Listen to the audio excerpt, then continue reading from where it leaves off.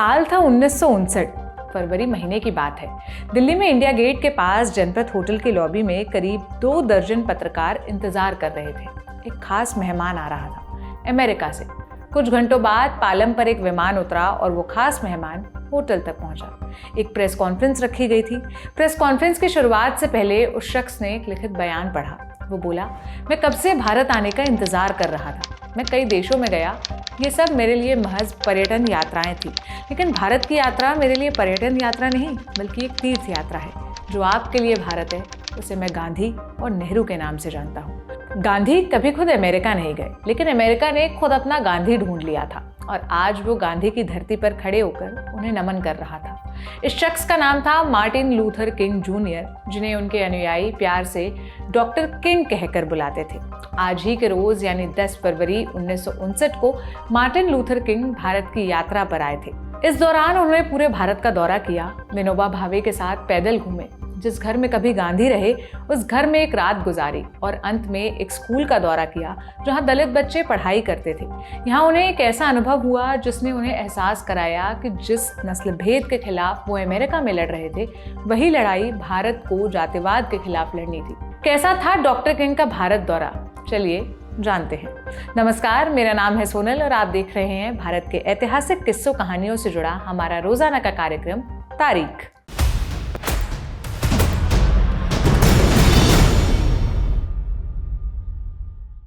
Doctor king की भारत यात्रा से पहले अमेरिकी इतिहास की महत्वपूर्ण घटना को जानना जरूरी है।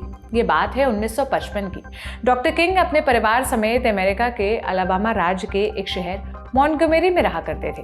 अमेरिका के दक्षिण राज्यों में तब अश्वेतों से जबरदस्त भेदभाव किया जाता था और इस भेदभाव को सरकार का संरक्षण भी हासिल था। एक नियम था कि अश्वेत लोग बस में आगे नहीं बैठ सकते। अगर कोई गोरा व्यक्ति बस में चढ़ जाए तो अश्वेत लोगों को उनके लिए सीट खाली करनी पड़ती है।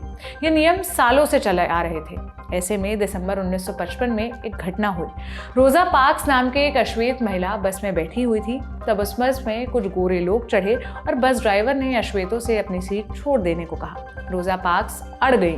उन्होंने सीट छोड़ने से इनकार कर दिया। नतीजा हुआ कि रोजा को गिरफ्तार कर लिया गया। इस गिरफ्तारी के खिलाफ एक बड़े प्रदर्शन की शुरुआत हुई। मार्टिन लूथर किंग तब मॉन्टगोमेरी इंप्रूवमेंट एसोसिएशन नाम की एक संस्था के अध्यक्ष हुआ करते थे। उन्होंने रोजा पार्क्स की गिरफ्तारी के खिलाफ एक बड़ा प्रदर्शन शुरू किया। इस आंदोलन की खास बात यह थी कि यह पूरी तरह से अहिंसक था। डॉक्टर किंग ने अश्वेत लोगों से बसों का बहिष्कार करने को कहा। बसों में चलने वाले 75% लोग अश्वेत हुआ करते थे। उनके बहिष्कार से सरकारी बसों को घाटा होने लगा। सरकार इस पर भी बाज न आई और उन्होंने टैक्सी चालकों से भाड़ा बढ़ाने को कहा। जल्द ही मामले ने इतना तूल पकड़ा कि मॉन्टगोमेरी की घटना पूरे अमेरिका की नजरों में आ गई। अंत में सुप्रीम कोर्ट ने इस मामले में दखल देते हुए भेदभाव को कानूनी रूप से गैर संवैधानिक करार दिया। मार्टिन लूथर किंग और उनके सहयोगियों की जीत हुई। यह आंदोलन तब अमेरिका के दक्षिण राज्यों के लिए एक नजीर बन गया कि कैसे अहिंसात्मक तरीके से अन्याय के खिलाफ आवाज उठाई जा सकती है। डॉक्टर किंग का कहना था कि आंदोलन के इस तरीके के लिए महात्मा गांधी उनकी प्रेरणा थे। अपनी आत्मकथा में वो कहते हैं, जैसे ही बसों में भेदभाव के मुद्दे पर हमें जीत मिली, मेरे कुछ मित्रों ने कहा, तुम भारत जाकर महात्मा का काम क्यों नहीं दिखाते? तुम तो उनके बड़े प्रशंसक हो। यही से डॉक्टर किंग ने ठान लिया कि वो भारत का दौरा करेंगे। यूँ तो डॉक्टर किंग अमेरिका के एक बड़े नेता बन चुके थे, लेकिन ये यात्रा उन्होंने प्राइवेट स्पॉन्सरशिप से पूरी की। अमेरिकी सरकार उनकी इस यात्रा से हरगिज खुश नहीं थी, क्योंकि उन्हें लग रहा था कि डॉक्टर किंग की यात्रा से अमेरिका में हो रहे नस्ल भेद की बात एशिया में फैलेगी और उनकी किरकिरी का कारण बनेगी। हालांकि इससे पहले अश्वेत गायकों और संगीतकारों को अमेरिकी सरकार द्वारा एशिया के दौरे पर भेजा जाता रहा था।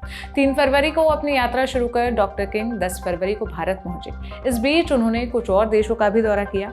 भारत आकर सबसे पहले उन्होंने प्रधानमंत्री नेहरू से मुलाकात की। 1956 में नेहरू जब अमेरिका दौरे पर गए थे, वहां उन्होंने डॉक्टर किंग से मुलाकात की इच्छा जताई थी, लेकिन दोनों मिल नहीं पाए थे। अपनी 1 महीने की यात्रा के दौरान डॉक्टर किंग ने भारत में कई जगहों का दौरा किया, खासकर हर उस जगह का जिसका महात्मा गांधी से रिश्ता था। राजघाट पर दर्शन के दौरान वो काफ़ी देर तक समाधि के आगे बैठकर प्रार्थना करते रहे। इसके अलावा उन्होंने साबरमती आश्रम और मणि भवन का दौरा भी किया। मणि भवन में एक रात उन्होंने उसी कमरे में गुजारी जिसमें महात्मा गांधी रहा करते थे। वहाँ से लौटते हुए उन्होंने गेस्ट बुक में लिखा, जिस घर में कभी गांधी सोए थे वहाँ रहना मेरे लिए कभी न भुला सकने वाला अनुभव था। डॉक्टर किंग ने भारत के विश्वविद्यालयों का दौरा किया। यहाँ पढ़ने वाले अफ्रीकी मूल के छात्रों से मिले, कई जगह भाषण भी दिए जिन्हें सुनने के लिए हजारों लोगों की भीड़ उमड़ पड़ती थी। भारत में डॉक्टर किंग अक्सर सड़कों पर सैर के लिए निकल जाते थे। अक्सर कोई उन्हें मिलता और पूछ लेता, आप मार्टिन लूथर किंग ही हैं ना? कई बार ऐसा भी हुआ कि जिस जहाज से डॉक्टर किंग यात्रा कर रहे थे उसका पायलट कॉकपिट से बाहर आकर उनका ऑटोग्राफ मांगने लगता। डॉक्टर किंग अपनी आत्मकथा में कहते हैं, भारत में मैं जहां भी गया हर दरवाजा मुझे अपने लिए खुला हुआ मिला। एक जगह वो कहते हैं, मैं कई नेताओं और बुद्धिजीवियों से मिला और एक ऐसे व्यक्ति से जो शायद संत था। डॉक्टर किंग जिस व्यक्ति की बात कर रहे थे वो आचार्य विनोबा भावे थे। डॉक्टर किंग की यात्रा के दौरान भूदान आंदोलन जोरों पर था। इस आंदोलन ने और विनोबा के व्यक्तित्व ने उन्हें बहुत प्रभावित किया। वो और भूदान आंदोलन में उनके साथ कई मील पैदल भी चले। अपनी आत्मकथा में वो लिखते हैं, भारत एक ऐसी भूमि है जहाँ आज भी आदर्शवादियों और बुद्धिजीवियों का सम्मान किया जाता है। यदि हम भारत को उसकी आत्मा बचाए रखने में मदद करें तो इससे हमें अपनी आत्मा को बचाए रखने में मदद मिलेगी। डॉक्टर किंग को भारत में कई चीजों ने प्रभावित किया, लेकिन एक चीज जिसने उन पर सबसे अधिक असर डाला वो थी भारत की गरीबी। डॉक्टर किंग लिखते हैं, हम जहां भी गए लोगों की भारी भीड़ दिखी। ज्यादातर लोग गरीब थे।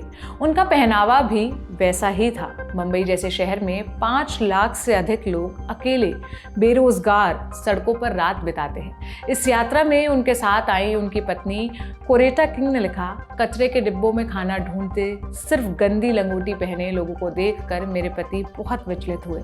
ऐसी गरीबी तो हमने अफ्रीका में भी नहीं देखी थी। भारत की गरीबी से डॉक्टर किंग इतने प्रभावित हुए कि अमेरिका लौटकर उन्होंने न्यूयॉर्क में एक प्रेस कॉन्फ्रेंस की और पश्चिम के देशों से भारत को मदद देने की बात कही।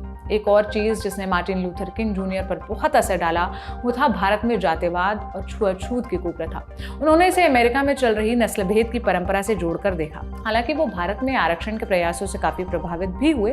अमेरिका जाकर उन्होंने प्रेस कॉन्फ्रेंस में इस बात का जिक्र भी किया। उन्होंने कहा, दोनों देशों में भेदभाव के खिलाफ कानून है, लेकिन भारत में सरकारी, धार्मिक और शिक्षा संस्थाओं के नेताओं ने इन कानूनों का समर्थन किया है। भारत में कोई भी नेता खुलकर जातिवाद का समर्थन नहीं कर सकता, जबकि अमेरिका में कई नेता खुलकर नस्लभेद का समर्थन करते हैं।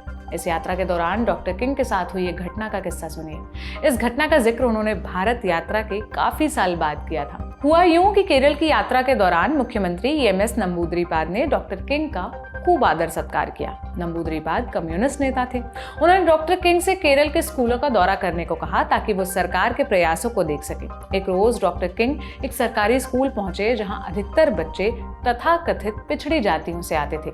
स्कूल के प्रिंसिपल ने डॉक्टर किंग को स्कूल के बच्चों से मिलाया, लेकिन इस दौरान उन्होंने कुछ ऐसा कहा जिसे सुनकर डॉक्टर किंग को काफी अचंभा हुआ। प्रिंसिपल ने डॉक्टर किंग का परिचय करवाते हुए कहा, आज मैं तुम्हारा परिचय अमेरिका से आए एक फेलो अछूत से करवाना चाहता हूँ। ये बात अजीब थी क्योंकि अछूत शब्द जातिवाद से संबंधित था और डॉक्टर किंग एक दूसरे देश, दूसरे धर्म के व्यक्ति थे।